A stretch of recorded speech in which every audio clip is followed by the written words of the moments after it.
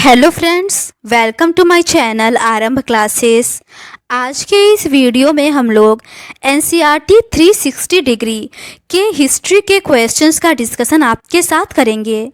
इस बुक में क्लास 6 से लेकर 12 तक एनसीईआरटी हिस्ट्री के सभी चैप्टर्स के पेज बाय पेज क्वेश्चंस दिए हुए हैं। तो बिना देर किए चलिए आज का ये वीडियो शुरू करते हैं। क्लास 7 के चैप्टर 6 तक का डिस्कशन हम लोगों ने इस सीरीज़ के प्रीवियस पार्ट में कर लिया है। आज हम लोग उसके आगे के क्वेश्चंस का डिस्कशन आपके साथ करेंगे। आगे के प्रश्न चैप्टर 7 क्षेत्रीय संस्कृतियों का निर्माण से संबंधित है।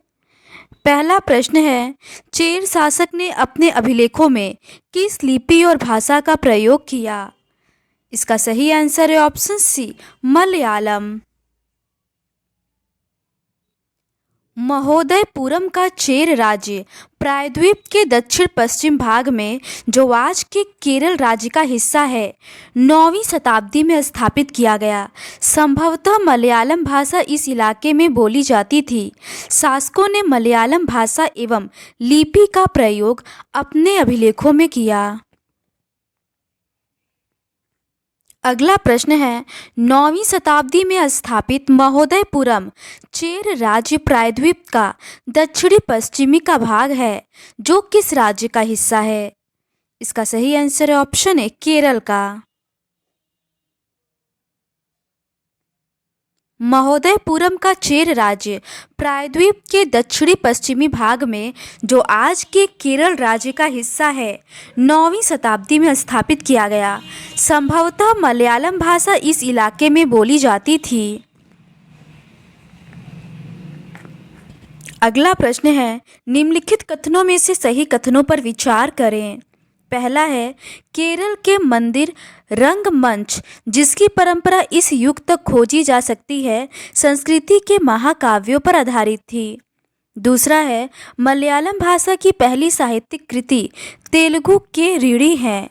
कूट का प्रयोग कर सत्य कथन का चयन करें। इसका सही आंसर है ऑप्शन ए, केवल पहला कथन सही है।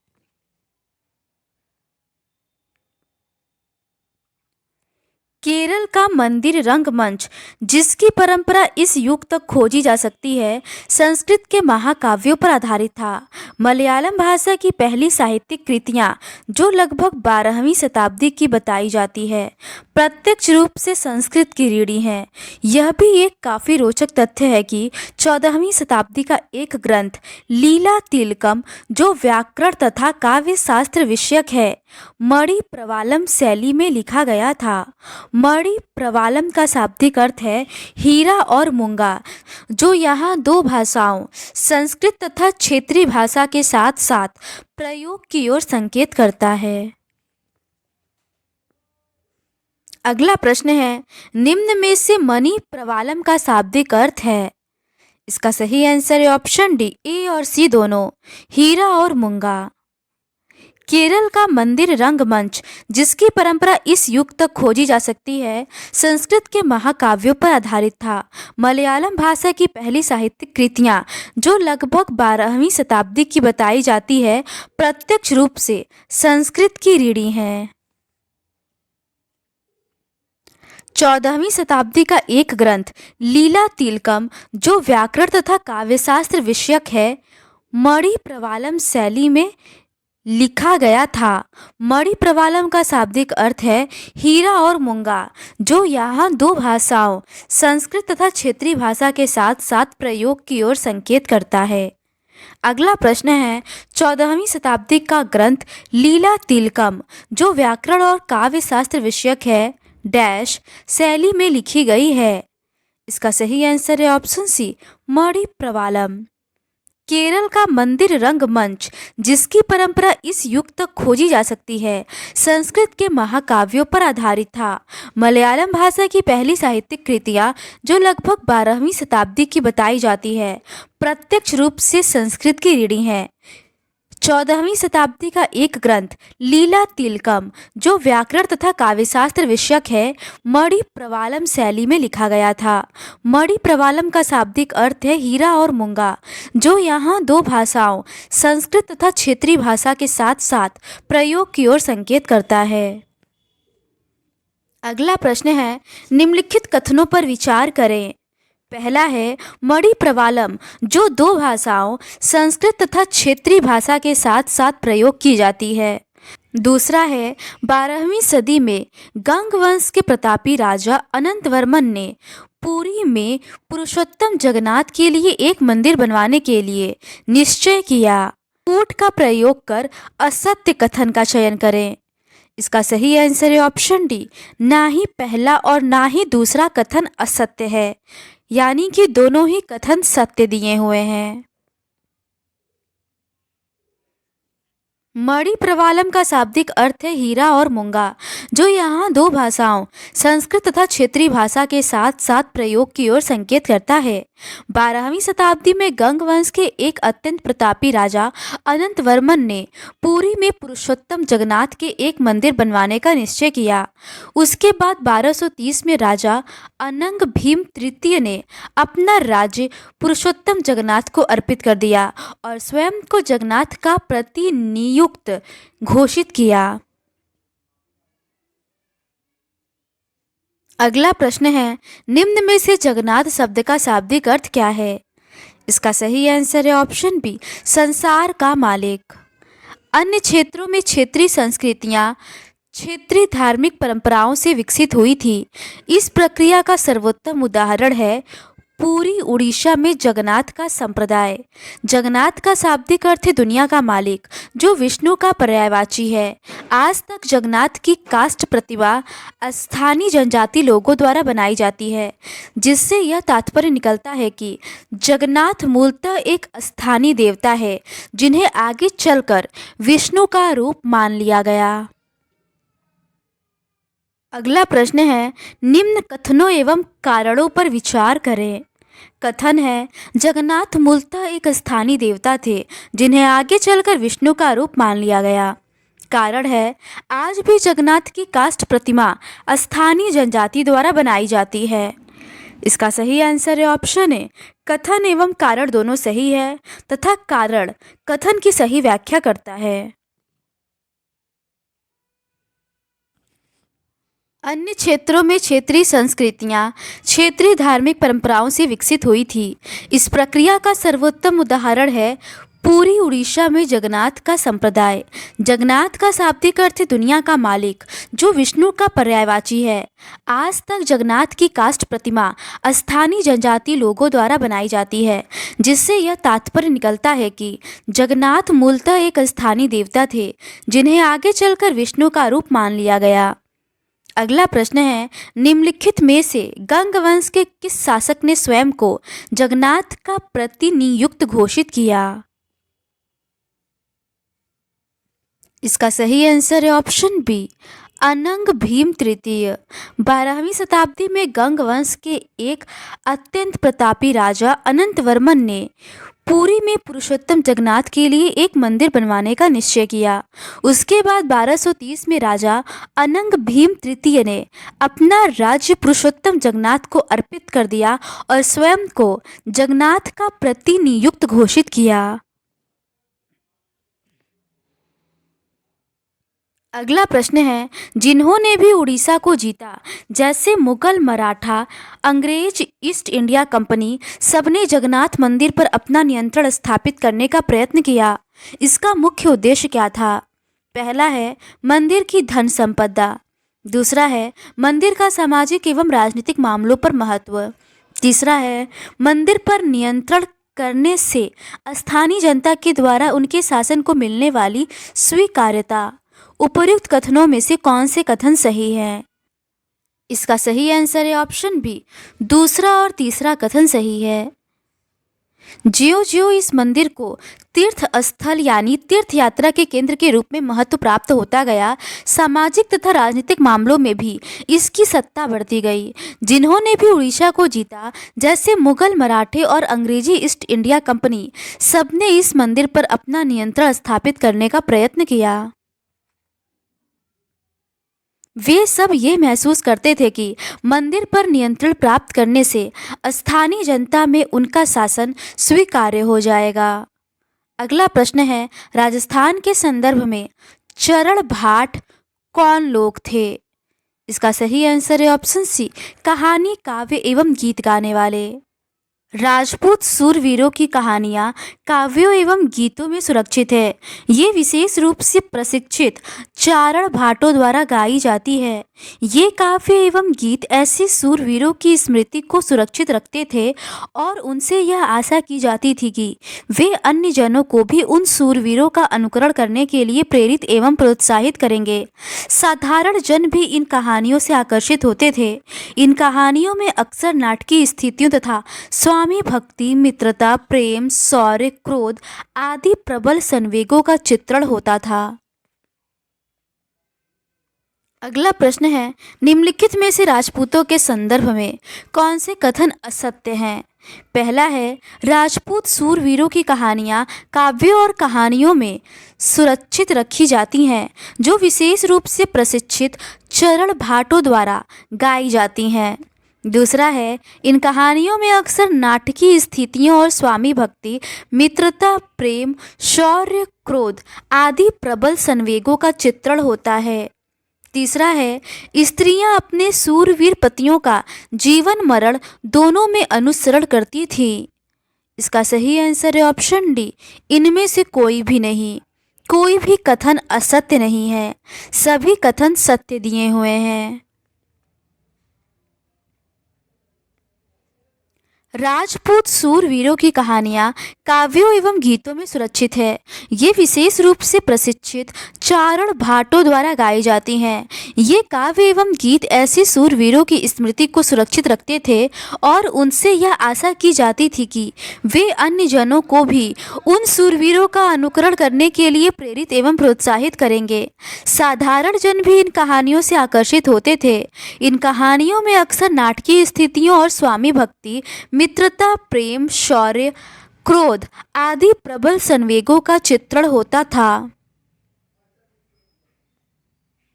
स्त्रियां अपने सूरवीर पतियों का जीवन मरण दोनों में अनुसरण करती थी। सती प्रथा यानी विधवाओं द्वारा अपने मृतक पतियों की चिता पर जिंदा जल जाने की प्रथा का भी कुछ कहानियों में उल्लेख पाया जाता है। इस प्रकार जो लोग सूरवीरता के आदर्शों का पालन करते थे, उन्हें अक्सर इस आदर्श के लिए अपने जीवन का बलिदान करना होता था। अगला प्रश्न है, निम्नलिखित में से कथक के संदर्भ में सही कथन का चयन करें। पहला है, कथक मूल रूप से उत्तर भारत के मंदिरों में कहानी सुनने वाली एक जाति थी।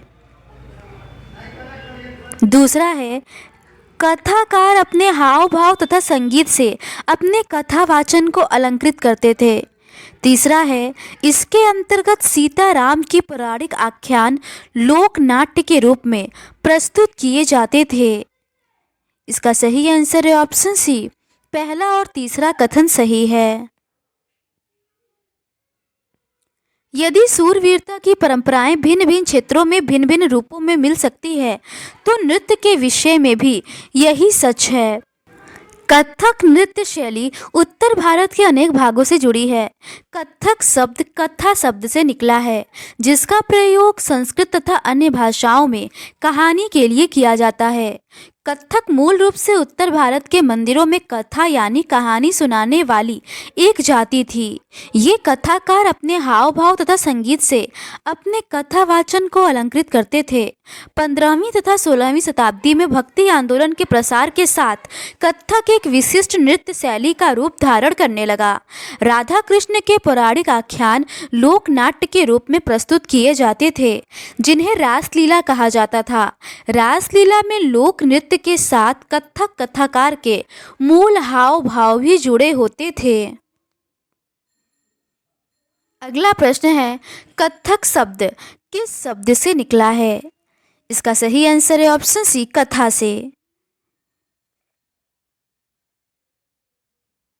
कथक नृत्य शैली उत्तर भारत के अनेक भागों से जुड़ी है।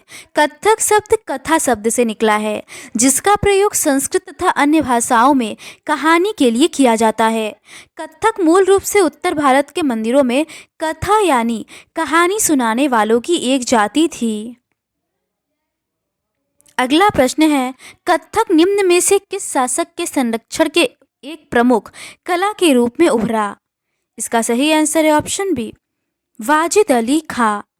मुगल बादशाहों और उनके अभिजातों के शासनकाल में कथक नृत्य राज दरबार में प्रस्तुत किया जाता था, जहां इस नृत्य ने अपने वर्तमान अभिलक्षण अर्जित किए और वह एक विशिष्ट नृत्य शैली के रूप में विकसित हो गया। आगे चलकर यह दो परंपराओं अर्थात घरानों में फला फूला। राजस्थान के राज दरबारों में और लखनऊ में अवध के अंतिम नवाब वाजिद अली शाह के संरक्षण में यह एक प्रमुख कला के रूप में उभरा। अगला प्रश्न है, निम्नलिखित कथनों पर विचार करें। पहला है, कथक नृत्य शैली दो क्षेत्रों में ही नहीं बल्कि आज के पंजाब, जम्मू कश्मीर, बिहार और मध्य प्रदेश के निकटवर्ती इलाकों में भी पक्के तौर पर संस्थापित हो गया। दूसरा कथन है, अनेक अन्य सांस्कृतिक गतिविधियों की तरह कथक को भी अधिकांश ब्रिटिश प्रशासकों ने पसंद किया। उपर्युक्त कथनों में से सही कथन का चयन करें। इसका सही आंसर है ऑप्शन सी, पहला और दूसरा दोनों ही कथन सही है। अवध के अंतिम नवाब वाजिद अली शाह के संरक्षण में यह एक प्रमुख कला के रूप में उभरा। 1850 से 1875 के दौरान यह नृत्य शैली के रूप में इन दो क्षेत्रों में ही नहीं बल्कि आज के पंजाब, हरियाणा, जम्मू कश्मीर, बिहार और मध्य प्रदेश के निकटवर्ती इलाकों में भी पक्के तौर पर संस्थापित हो गया। इसकी प्रस्तुति में क्लिष्ट तथा द्रुत पद संचालन, उत्तम वेशभूषा तथा कहानियों के प्रस्तुतिकरण एवं अभिनय पर जोर दिया जाने लगा। अनेक अन्य सांस्कृतिक गतिविधियों की तरह कथक को भी 19वीं तथा 20वीं शताब्दियों में अधिकांश ब्रिटिश प्रशासकों ने नापसंद किया। फिर भी यह जीवित बचा रहा और गणिकाओं द्वारा पेश किया जाता रहा। स्वतंत्रता की प्राप्ति के बाद तो देश में इसे 6 शास्त्रीय नृत्य रूपों में मान्यता मिल गई। अगला प्रश्न है, कौन से नृत्य रूप है जिसे शास्त्रीय माना जाता है? पहला है कथकली, दूसरा है भरतनाट्यम, तीसरा है कुचिपुड़ी, चौथा है मोहिनीअट्टम और पांचवा है यक्षगान। इसका सही आंसर है ऑप्शन डी, पहला, दूसरा और तीसरा, कथकली, भरतनाट्यम और कुचिपुड़ी। नृत्य रूप जिन्हें इस समय शास्त्रीय माना जाता है निम्नलिखित हैं। भरतनाट्यम तमिलनाडु में, कथकली केरल, ओडिशी उड़ीसा, कुचिपुड़ी आंध्र प्रदेश में और मणिपुरी मणिपुर में।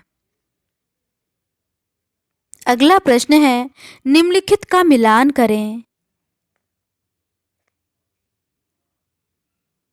इसका सही आंसर है ऑप्शन ए, भरतनाट्यम का संबंध तमिलनाडु से, कथकली का संबंध केरल से, ओडिशी का संबंध उड़ीसा से, कुचिपुड़ी का संबंध आंध्र प्रदेश से और मणिपुरी का संबंध मणिपुर से है। अगला प्रश्न है, लघु चित्रकला के संदर्भ में निम्न कथनों पर विचार करें। पहला है, लघु चित्र छोटे आकार के चित्र होते हैं जिन्हें आमतौर पर जल रंगों से कपड़ों या कागज पर चित्रित किया जाता है। दूसरा है, सर्वाधिक सुंदर प्राचीन लघु चित्र पूर्वी भारत में पाए गए बौद्ध ग्रंथों को सचित्र बनाने के लिए प्रयोग किए गए थे। उपर्युक्त में से कौन सा कथन सत्य है? इसका सही आंसर है ऑप्शन ए, केवल पहला कथन सत्य है। लघु चित्र छोटे आकार के चित्र होते हैं जिन्हें आमतौर पर जल रंगों से कपड़े या कागज पर चित्रित किया जाता है। प्राचीनतम लघु चित्र ताल पत्रों अथवा लकड़ी की तख्तियों पर चित्रित किए गए थे। इनमें से सर्वाधिक सुंदर चित्र जो पश्चिम भारत में पाए गए जैन ग्रंथों को सचित्र बनाने के लिए प्रयोग किए गए थे। मुगल बादशाह अकबर, जहांगीर और शाहजहां ने अत्यंत कुशल चित्रकारों को संरक्षण प्रदान किया था, जो प्राथमिक रूप से इतिहास और काव्यों की पांडुलिपियां चित्रित करते थे। अगला प्रश्न है, निम्नलिखित में से मुगल कालीन चित्रकला से संबंधित कथनों पर विचार करें। पहला है, अकबर, जहांगीर एवं शाहजहां ने कुशल चित्रकारों को संरक्षण प्रदान किया जो प्राथमिक रूप से इतिहास और काव्यों की पांडुलिपियां चित्रित करते थे। दूसरा है, पांडुलिपियों में दरबार के दृश्य, लड़ाई तथा शिकार के दृश्य और सामाजिक जीवन के अन्य पहलू चित्रित किए जाते थे। उपर्युक्त कथनों में से सही कथन का चयन करें। इसका सही आंसर है ऑप्शन सी, पहला और दूसरा दोनों ही कथन सही है। बादशाह अकबर, जहांगीर और शाहजहां ने अत्यंत कुशल चित्रकारों को संरक्षण प्रदान किया था जो प्राथमिक रूप से इतिहास और काव्यों की पांडुलिपियां चित्रित करते थे। ये पांडुलिपियां आमतौर पर चटक रंगों में चित्रित की जाती थी और उनमें दरबार के दृश्य, लड़ाई तथा शिकार के दृश्य और सामाजिक जीवन के अन्य पहलू चित्रित किए जाते थे। अगला प्रश्न है, मुगल साम्राज्य के पतन के साथ चित्रकला के क्षेत्र में क्या प्रभाव पड़ा। पहला है, मुगलों की कलात्मक रुचियों ने दक्षिण के क्षेत्रीय दरबारों और राजस्थान के दरबारों को प्रभावित किया। दूसरा है, मुगल चित्रकला के प्रभाव के कारण दक्षिण भारत एवं राजस्थान के क्षेत्रीय राज्यों के चित्रकला की अपनी विशिष्ट विशेषताओं को खो दिया। उपर्युक्त में से कौन सा कथन सही है। इसका सही आंसर है ऑप्शन ए, केवल पहला कथन सही है। मुगल साम्राज्य के पतन के साथ साथ अनेक चित्रकार मुगल दरबार छोड़कर नए उभरने वाले क्षेत्रीय राज्यों के दरबारों में चले गए। परिणाम स्वरूप मुगलों की कलात्मक रुचियों ने दक्षिण के क्षेत्रीय दरबारों और राजस्थान के राजपूती राज दरबारों को प्रभावित किया, लेकिन इसके साथ ही उन्होंने अपनी विशिष्ट विशेषताओं को सुरक्षित रखा और उनका विकास भी किया। मुगल उदाहरणों का अनुसरण करते हुए शासकों तथा उनके दरबारों के दृश्य चित्रित किए जाने लगे। इनके साथ साथ मेवाड़, जोधपुर, बूंदी, कोटा और किशनगढ़ जैसे केंद्रों में पौराणिक कथाओं तथा काव्यों के विषयों का चित्रण बराबर जारी रहा। अगला प्रश्न है, चित्रकला की बसहोली शैली का विकास किस जगह पर हुआ। इसका सही आंसर है ऑप्शन बी, हिमाचल प्रदेश। आधुनिक हिमाचल प्रदेश के इर्द गिर्द हिमालय की तलछटी का इलाका है। 17वीं शताब्दी के बाद वाले वर्षों में इस क्षेत्रों में लघु चित्रकला की एक साहसपूर्ण एवं भावप्रवण शैली का विकास हो गया, जिसे बसोहली शैली कहा जाता है।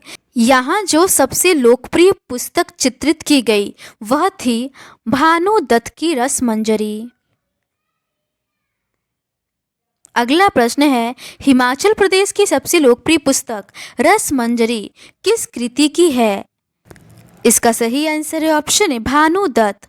17वीं शताब्दी के बाद वाले वर्षों में हिमाचल प्रदेश में लघु चित्रकला की एक साहसपूर्ण एवं भावप्रवण शैली का विकास हो गया, जिसे बसोहली शैली कहा जाता है। यहाँ जो सबसे लोकप्रिय पुस्तक चित्रित की गई वह थी भानु दत्त की रसमंजरी। अगला प्रश्न है, निम्नलिखित में से कथनों पर विचार करें। पहला है, नादिर शाह के आक्रमण के परिणाम स्वरूप मुगल कलाकार मैदानी इलाकों को छोड़कर अनिश्चितताओं से बचने के लिए पहाड़ी क्षेत्रों की ओर पलायन कर गए। दूसरा है, वह उन्हें जाते ही आश्रयदाता तैयार मिले, जिसके फलस्वरूप चित्रकारी की कांगड़ा शैली विकसित हुई। कूट का प्रयोग कर सही कथन का चयन करें। इसका सही आंसर है ऑप्शन सी, पहला और दूसरा दोनों कथन सही है। 1739 में नादिर शाह के आक्रमण और दिल्ली विजय के परिणाम स्वरूप मुगल कलाकार मैदानी इलाकों की अनिश्चितताओं से बचने के लिए पहाड़ी क्षेत्रों की ओर पलायन कर गए। उन्हें वहां जाते ही आश्रयदाता तैयार मिले, जिसके फलस्वरूप चित्रकारी की कांगड़ा शैली विकसित हुई। 18वीं शताब्दी के मध्य भाग तक कांगड़ा के कलाकारों ने एक नई शैली विकसित कर ली, जिसने लघु चित्रकारी में एक नई जान डाल दी। उनकी प्रेरणा का स्रोत वहाँ की वैष्णव परंपराएं थी। ठंडे नीले और हरे रंगों सहित कोमल रंगों का प्रयोग और विषयों का काव्यात्मक निरूपण कांगड़ा शैली की विशेषता थी। अगला प्रश्न है, चित्रकला की कांगड़ा शैली के संदर्भ में निम्न कथनों में से कौन सा कथन सत्य है? पहला है, 18वीं सदी के मध्य तक कांगड़ा के कलाकारों ने एक नई शैली विकसित की तथा उनकी प्रेरणा के स्रोत वहां की वैष्णव परंपराएं थी। दूसरा है, कांगड़ा शैली की विशेषताएं ठंडे नीले और हरे रंगों सहित कोमल रंगों का प्रयोग और विषयों का काव्यात्मक निरूपण था। इसका सही आंसर है ऑप्शन सी, पहला और दूसरा दोनों ही कथन सत्य है। 18वीं शताब्दी के मध्य भाग तक कांगड़ा के कलाकारों ने एक नई शैली विकसित कर ली, जिसने लघु चित्रकारी में एक नई जान डाल दी। उनकी प्रेरणा का स्रोत वहां की वैष्णव परंपराएं थी। ठंडे नीले और हरे रंगों सहित कोमल रंगों का प्रयोग और विषयों का काव्यात्मक निरूपण कांगड़ा शैली की विशेषताएं थी। अगला प्रश्न है, बंगाली भाषा का उद्भव किस भाषा से हुआ है? सही आंसर है ऑप्शन ए, संस्कृत। अगला प्रश्न है, 14वीं से 16वीं सदी के बीच बंगाल पर किसका शासन रहा? इसका सही आंसर है ऑप्शन बी, सुल्तानों का। 14वीं से 16वीं शताब्दियों के बीच बंगाल पर सुल्तानों का शासन रहा, जो दिल्ली में स्थित शासकों से स्वतंत्र थे। 1586 में जब अकबर ने बंगाल को जीत लिया तो इसे सूबा माना जाने लगा। उस समय प्रशासन की भाषा तो फारसी थी, लेकिन बंगाली एक क्षेत्रीय भाषा के रूप में विकसित हो रही थी। अगला प्रश्न है, निम्नलिखित कथनों पर विचार करें। पहला है, चौथी शताब्दी के दौरान गुप्त वंशी शासकों ने उत्तरी बंगाल पर अपना राजनीतिक नियंत्रण स्थापित कर लिया और वह ब्राह्मणों को बसाना शुरू कर दिया। दूसरा है, 14वीं से 16वीं शताब्दी के बीच सुल्तानों का शासन रहा, जो दिल्ली में स्थित शासकों से स्वतंत्र थे। तीसरा है, 1580 ईस्वी में जब अकबर ने इस प्रदेश को जीता तो उसे प्रांत माना जाने लगा। चौथा है, मुगलों की प्रशासन की भाषा फारसी थी, लेकिन बंगाली एक क्षेत्रीय भाषा के रूप में विकसित हो रही थी। उपर्युक्त कथनों में से सही कथन का चयन करें। इसका सही आंसर है ऑप्शन सी, पहला, दूसरा और चौथा कथन सही है। ईसा पूर्व चौथी तीसरी शताब्दी से बंगाल और मगध के बीच वाणिज्यिक संबंध स्थापित होने लगे थे, जिसके कारण संभवतः संस्कृत का प्रभाव बढ़ता गया होगा। चौथी शताब्दी के दौरान गुप्त वंशी शासकों ने उत्तरी बंगाल पर अपना राजनीतिक नियंत्रण स्थापित कर लिया और वहां ब्राह्मणों को बसाना शुरू कर दिया। इस प्रकार गंगा की मध्य घाटी के भाषाई तथा सांस्कृतिक प्रभाव अधिक प्रबल हो गए और 7वीं शताब्दी में चीनी यात्री हुएन सांग ने यह पाया कि बंगाल में सर्वत्र संस्कृत से संबंधित भाषाओं का प्रयोग हो रहा था। 8वीं शताब्दी में पाल शासकों के अंतर्गत एक क्षेत्रीय राज्य का उद्भव हो गया। 14वीं से 16वीं शताब्दी के बीच बंगाल पर सुल्तानों का शासन रहा, जो दिल्ली में स्थित शासकों से स्वतंत्र थे। 1586 में जब अकबर ने बंगाल को जीता तो उसे सूबा माना जाने लगा। उस समय प्रशासन की भाषा तो फारसी थी, लेकिन बंगाली एक क्षेत्रीय भाषा के रूप में विकसित हो रही थी। अगला प्रश्न है, गैर संस्कृत शब्दों का विशाल शब्द भंडार किन भाषाओं के स्रोतों से प्राप्त हुआ? इसका सही आंसर है ऑप्शन डी, इनमें से सभी। फारसी भाषा, यूरोपीय भाषा और जनजातीय भाषा। 15वीं शताब्दी तक आते आते उपभाषाओं तथा बोलियों का बंगाली समूह एक सामान्य साहित्यिक भाषा के द्वारा एकबद्ध हो गया। यह साहित्यिक भाषा उस क्षेत्र के पश्चिमी भाग की बोलचाल की भाषा थी जिसे अब पश्चिमी बंगाल कहा जाता था। यद्यपि बंगाली का उद्भव संस्कृत से ही हुआ है, पर यह अपने क्रम विकास की अनेक अवस्थाओं से गुजरी है। इसके अलावा गैर संस्कृत शब्दों का एक विशाल भंडार जो जनजातीय भाषाओं, फारसी और यूरोपीय भाषाओं सहित अनेक स्रोतों से इसे प्राप्त हुआ है, आधुनिक बंगाल का एक हिस्सा बन गया है। अगला प्रश्न है, निम्नलिखित में से बंगाली साहित्य के संदर्भ में सत्य कथन का चयन करें। पहला है, बंगाली के प्रारंभिक साहित्य को दो श्रेणियों में बांटा जा सकता है, एक संस्कृत का ऋणी तथा दूसरी स्वतंत्र है। दूसरा है, दूसरी श्रेणी में नाथ साहित्य शामिल हैं, जैसे मैनामती गोपी चंद्र के गीत, धर्म ठाकुर की पूजा से संबंधित कहानियाँ, परी कथाएं, लोक कथाएं और गाथा गीत। इसका सही आंसर है ऑप्शन सी, पहला और दूसरा दोनों ही कथन सही है। बंगाली के प्रारंभिक साहित्य को दो श्रेणियों में बांटा जा सकता है, एक श्रेणी संस्कृत की ऋणी है तो दूसरी उससे स्वतंत्र है। पहली श्रेणी में संस्कृत महाकाव्यों के अनुवाद, मंगल काव्य और भक्ति साहित्य जैसे गौड़ीय वैष्णव आंदोलन के नेता श्री चैतन्य देव की जीवनियाँ आदि शामिल है। दूसरी श्रेणी में नाथ साहित्य शामिल है, जैसे मैनामती गोपीचंद्र के गीत, धर्म ठाकुर की पूजा से संबंधित कहानियाँ, परी कथाएं, लोक कथाएं तथा गाथा गीत। अगला प्रश्न है, निम्न में से मंगल काव्य किस क्षेत्र से संबंधित साहित्यिक कृति है। इसका सही आंसर है ऑप्शन ए, बंगाल। बंगाली के प्रारंभिक साहित्य को दो श्रेणियों में बांटा जा सकता है, एक श्रेणी संस्कृत की ऋणी है और दूसरी उससे स्वतंत्र है।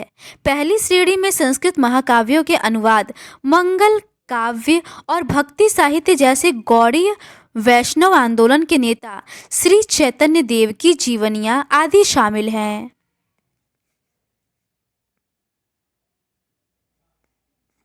अगला प्रश्न है, निम्नलिखित में से बंगाल के संदर्भ में कौन से कथन सत्य है। पहला है, 16वीं शताब्दी में बंगाल पर मुगलों का नियंत्रण स्थापित होने पर उन्होंने कलकत्ता को अपनी राजधानी बनाया। दूसरा है, मुगल अधिकारी और कर्मचारी लोग भूमि प्राप्त करके अक्सर उस पर मस्जिद बना लेते थे, जो इन इलाकों के धार्मिक रूपांतरण के केंद्रों के रूप में काम आती है। इसका सही आंसर है ऑप्शन बी, केवल दूसरा कथन सत्य है। बंगाल पर मुगलों का नियंत्रण स्थापित हो गया था, जिन्होंने पूर्वी डेल्टा प्रदेश के केंद्रीय भाग में स्थित ढाका नगर में अपनी राजधानी स्थापित की। अधिकारी और कर्मचारी लोग भूमि प्राप्त करके अक्सर उस पर मस्जिदें बना लेते थे, जो इन इलाकों के धार्मिक रूपांतरण के केंद्रों के रूप में काम आती थी। प्रारंभ में बाहर से आकर यहाँ बसने वाले लोग इन अस्थिर परिस्थितियों में रहने के लिए कुछ व्यवस्था तथा आश्वासन करना चाहते थे। ये सुख सुविधाएं तथा आश्वासन उन्हें समुदाय के नेताओं ने प्रदान की। ये नेता शिक्षकों और निर्णायकों की भूमिका भी अदा करते थे। अगला प्रश्न है, निम्न में से पीर श्रेणी में कौन कौन से लोग शामिल हैं। इसका सही आंसर है ऑप्शन डी, उपर्युक्त सभी। हिंदू देवी देवता, बौद्ध देवी देवता और जीवात्माएं। पीर श्रेणी में संत या सूफी और अन्य धार्मिक महानुभाव, साहसी उपनिवेशी, देवत्व प्राप्त सैनिक एवं योद्धा, विभिन्न हिंदू एवं बौद्ध देवी देवता और यहाँ तक कि जीवात्माएं भी शामिल थे। पीरों की पूजा पद्धतियाँ बहुत ही लोकप्रिय हो गईं और उनकी मज़ारें बंगाल में सर्वत्र पाई जाती हैं। अगला प्रश्न है, निम्न में से दिए गए कथनों और कारणों पर विचार करें। कथन है, बंगाल में स्थानीय देवी देवता जो पहले गांव में छान छप्पर वाली झोपड़ियों में पूजे जाते थे, 18वीं 19वीं सदी में उनकी प्रतिमाएं मंदिर में स्थापित की जाने लगी। कारण है, 18वीं 19वीं सदी में बंगाल के गांव के स्थानीय लोगों ने मंदिर बनाने की शैली ली। इसका सही आंसर है ऑप्शन सी, कथन सही है परंतु कारण गलत है। जैसे जैसे लोगों की सामाजिक और आर्थिक स्थिति सुधरती गई, उन्होंने इन स्मारकों के निर्माण के माध्यम से अपनी परिस्थिति या प्रतिष्ठा की घोषणा कर दी। जब स्थानीय देवी देवता, जो पहले गांवों में छान छप्पर वाली झोपड़ियों में पूजे जाते थे, को ब्राह्मणों द्वारा मान्यता प्रदान कर दी गई, तो उनकी प्रतिमाएं मंदिरों में स्थापित की जाने लगी। इन मंदिरों की शक्ल या आकृति बंगाल की छप्परदार झोपड़ियों की तरह दोचाला या चौचाला होती थी। इसके कारण मंदिरों की स्थापत्य कला में विशिष्ट बंगाली शैली का प्रादुर्भाव हुआ। अगला प्रश्न है, निम्नलिखित में से दोचाला और चौचाला स्थापत्य कला शैली का संबंध किस क्षेत्र से है? इसका सही आंसर है ऑप्शन सी, बंगाल से।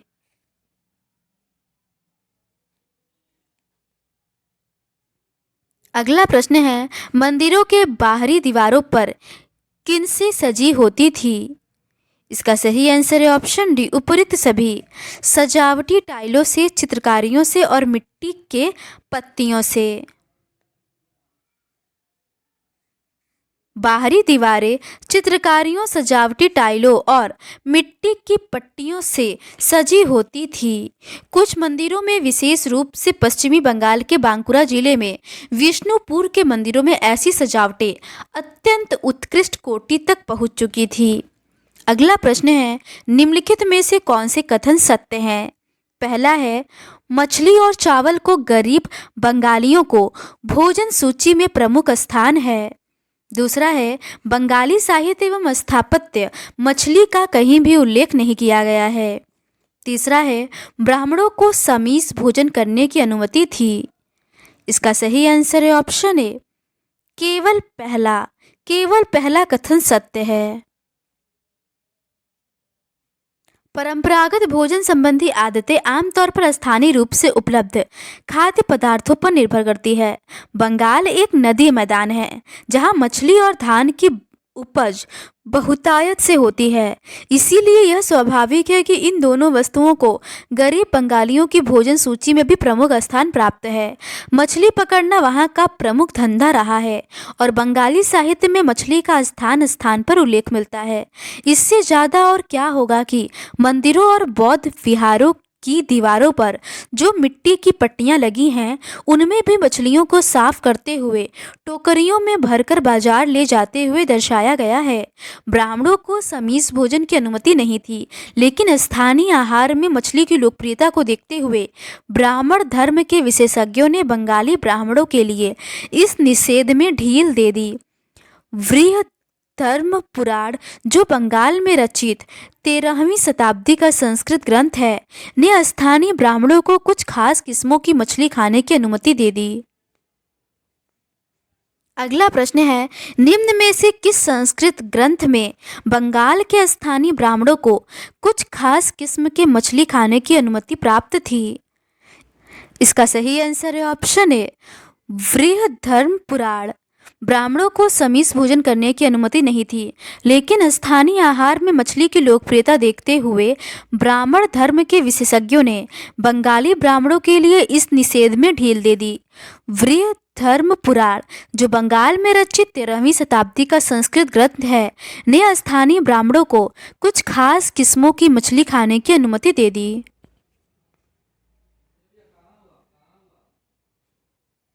तो आज के इस वीडियो में बस इतना ही।